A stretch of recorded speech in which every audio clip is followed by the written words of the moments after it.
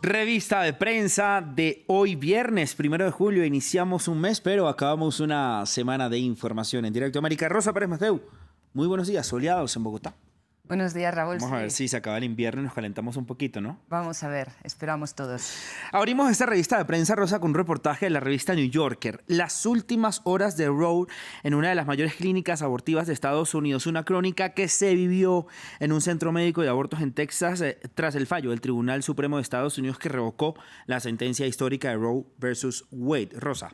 Exactamente, Estefanía Taladrid y Meredith Cout lo que hicieron fue estar presentes en esta clínica, la mayor del estado de Texas, donde se podían practicar y las mujeres tenían derecho a someterse a abortos, llamada la Houston Women's Clinic. Y lo que cuentan es como la supervisora les relató que, a pesar de que desde el mes de mayo, cuando el medio político filtró las intenciones de la Corte Suprema de Estados Unidos de revocar la sentencia de Roe versus Wade, desde ese momento los trabajadores iban a la clínica sin saber cuándo iba a ser el último día de actividad en su centro de trabajo. Ese viernes, el viernes pasado precisamente, ya sabían que iba a caer la sentencia, la revocación del derecho al aborto en ese mismo día y que precisamente por eso estaban intentando a primera hora de la mañana acelerar todos los procesos posibles. Sin embargo, explica la supervisora que tenía la impresión que la mayoría de mujeres que se acercaban al mostrador no eran conscientes de que su derecho al aborto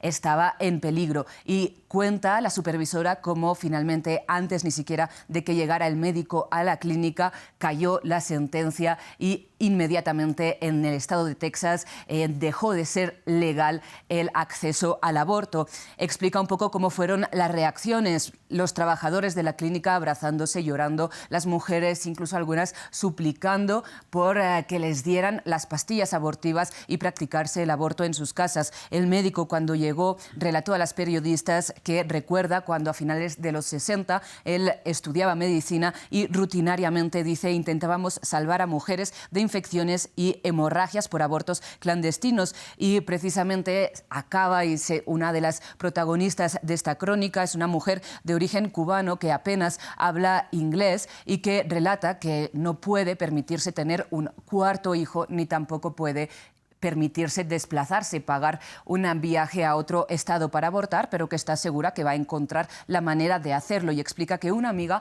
le pasó el contacto de un hombre mexicano que puede practicar el aborto en las casas particulares y que, si no le queda más remedio, va a someterse a esta posibilidad y arriesgar probablemente incluso su vida, ¿no, Raúl? Así es, Rosa. Y no dejamos Estados Unidos, pero vamos a hablar de un tema relacionado con Colombia, porque el martes se tuvo lugar esta ceremonia de presentación del informe final de la Comisión de la Verdad, que busca precisamente esclarecer todos estos crímenes cometidos durante las más de 5 décadas de conflicto armado en Colombia. Con la premisa, hay futuro si hay verdad, precisamente es una de las claves del informe. Miles de páginas de rol que tuvo Estados Unidos en todo este conflicto armado colombiano, ¿no, Rosa? Exactamente, y hemos señalado cómo el New York Times y el Washington Post precisamente hacen hincapié en esto, en la relación entre Estados Unidos y Colombia en todas estas décadas de conflicto. Vamos a señalar un par de puntos porque realmente es muy extensa, ¿no? Todas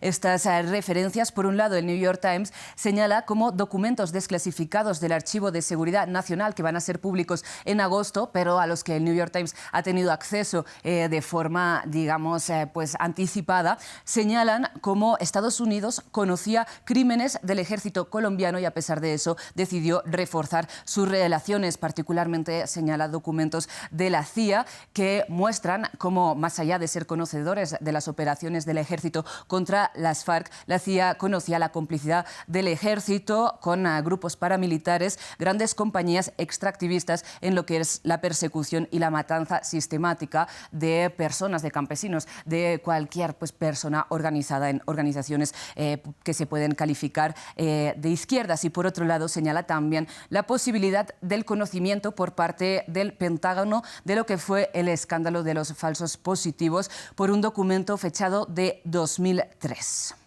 Y déjame terminar muy rápidamente, claro. Raúl, el Washington Post, sin embargo, en lo que se fija es en el tema de la guerra contra las drogas y señala cómo la Comisión de la Verdad pidió al nuevo gobierno de Colombia, al gobierno ya electo, que aparte de que revise el sistema del ejército y de la policía, revise sobre todo el enfoque fallido para reprimir el tráfico de cocaína floreciente hacia Estados Unidos, ¿no? Fallido, pues critica estos esfuerzos. Recordemos que Colombia suministra el 90% de las drogas que llegan a Estados Unidos y precisamente la Comisión critica tanto a Estados Unidos como a Colombia, no solo por una política contra las drogas ineficaz, sino también porque ha participado la guerra contra las drogas y el narcotráfico a ser pues, un factor determinante en la persistencia del conflicto y la violencia en Colombia. Rosa, ahora sí, para finalizar esta revista de prensa de la semana, La Silla Vacía, donde se encuentran gráficos de algunos hallazgos de este informe.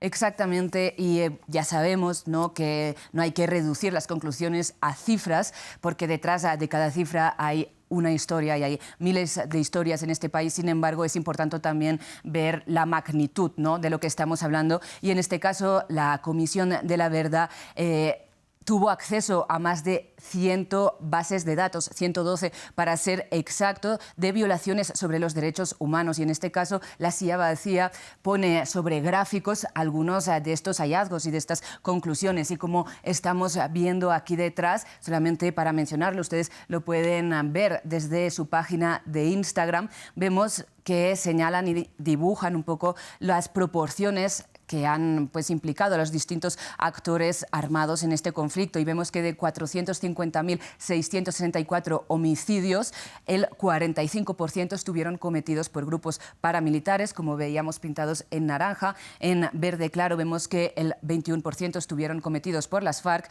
En verde más oscuro militar, los que estuvieron cometidos por agentes estatales, un 12%. Y en rojo los cometidos por el ELN, un 4%. Sí. Y así pueden ir un poco viendo pues, las distintas proporciones y los distintos hallazgos de esta comisión. Rosa, gracias por toda la información en esta revista de prensa. Ya acabamos Semana en Directo, América, el lunes con más revista de prensa de nuestro programa. Vamos a saludar a nuestro